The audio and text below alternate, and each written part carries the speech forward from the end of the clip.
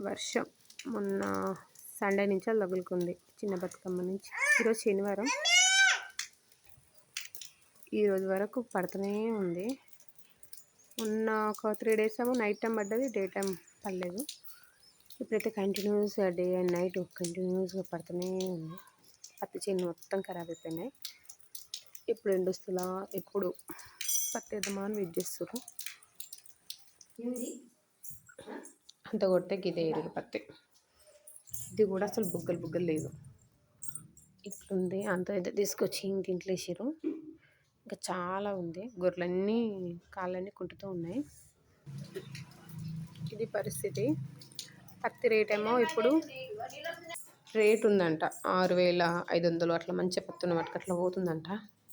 ఇంత పత్తి ఎట్లే అమ్ముతారు? ఇంకా రాలే, అంత ఏరాలి. ఏరనికి టైం లేదు, వర్షం ఫుల్ వర్షం. ఏరిన వాటికి పెట్టుబడి